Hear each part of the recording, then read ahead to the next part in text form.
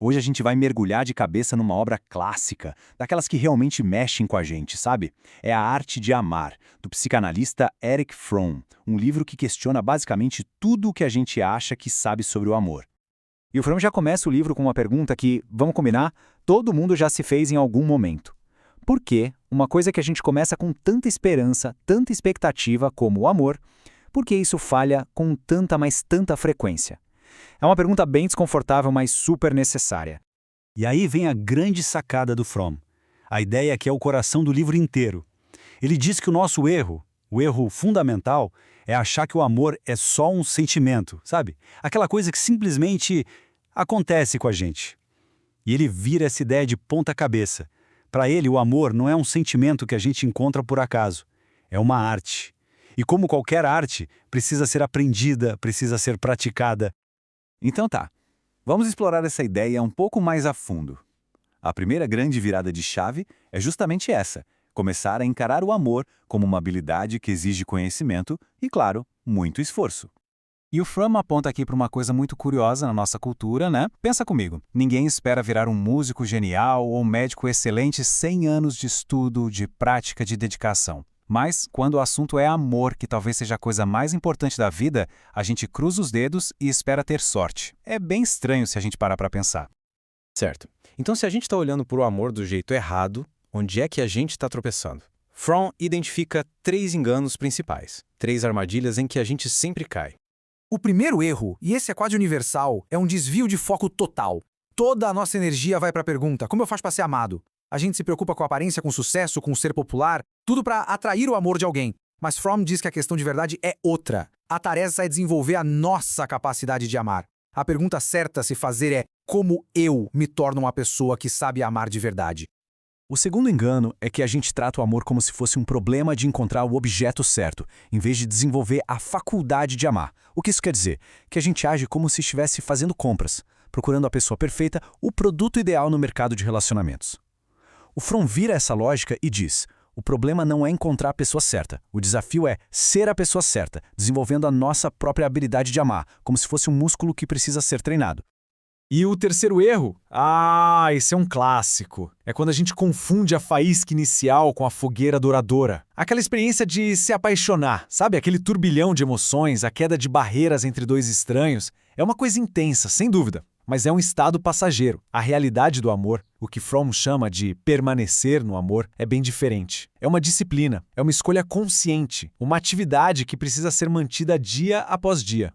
Ok, já vimos os problemas, os enganos. Agora vamos para a parte boa. Para a solução que o Fromm propõe, vamos entender a teoria dele sobre o que é o amor maduro.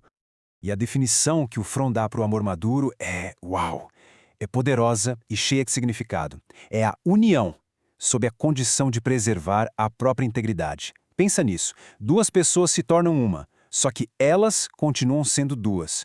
É a solução para a solidão humana que não exige que a gente abra mão de quem a gente é. E aqui a gente chega no coração da teoria dele. O amor é uma atividade. E a sua essência não é receber, mas sim dar. E é muito importante entender o que ele quer dizer com dar. Não é se sacrificar, se anular, perder alguma coisa. Muito pelo contrário. Dar, para Fromm, é a maior expressão da nossa força, da nossa vitalidade. É no ato de dar que a gente se sente mais vivo. E esse dar não é uma coisa abstrata, não. Ele se manifesta em 4 elementos essenciais. O primeiro é o cuidado, que é essa preocupação ativa com a vida e com o crescimento da pessoa que a gente ama. Depois vem a responsabilidade, que não é uma obrigação imposta, mas uma resposta voluntária, uma escolha de atender às necessidades do outro. Em seguida, o respeito, que é a habilidade de ver a outra pessoa como ela realmente é, sem tentar moldá-la e querer que ela floresça por si mesma. E por fim, o conhecimento, que é esse esforço contínuo de ir além da superfície e entender o outro de verdade. Beleza, a teoria é incrível, mas a grande questão é: e na prática? Como é que a gente faz para aprender essa tal arte de amar? E a resposta de Fromm nos leva de volta para a ideia central. Ele é bem direto, não tem atalho. Se a gente quer aprender a amar, tem que fazer exatamente o que faria para aprender a tocar um instrumento, a pintar um quadro ou a construir uma ponte.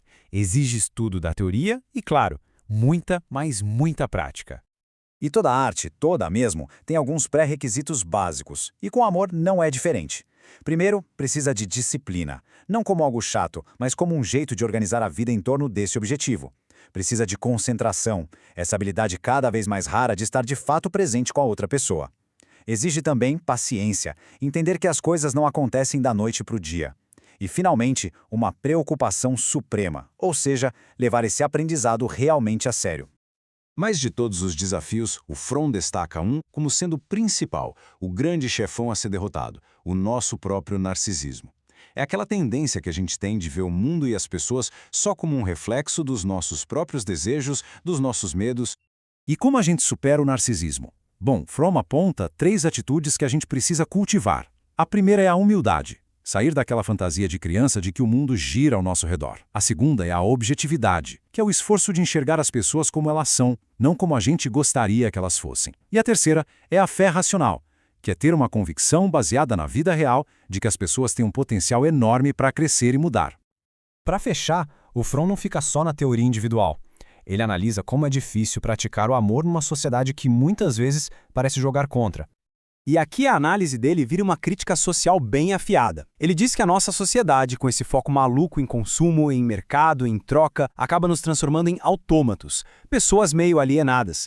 E aí, nesse cenário, é quase inevitável que os relacionamentos também sejam vistos como uma transação, um negócio a ser fechado. O resultado disso é uma coisa que o Fromm descreve de um jeito genial: o egoísmo a dois. A ideia de que muitos casais, na verdade, formam uma pequena aliança, um time de 2 pessoas contra o resto do mundo. E eles acabam confundindo esse refúgio, essa proteção mútua, com amor de verdade, quando na verdade pode ser só um tipo de isolamento compartilhado. E tudo isso nos leva a uma última provocação para a gente ficar pensando. Num mundo que parece querer transformar tudo em mercadoria, onde até o afeto vira moeda de troca. Será que a decisão consciente de praticar o amor como uma arte, com disciplina, com respeito, com cuidado, não é o ato mais radical, mais rebelde que a gente pode ter? Talvez seja a forma mais autêntica de resgatar o que nos torna humanos.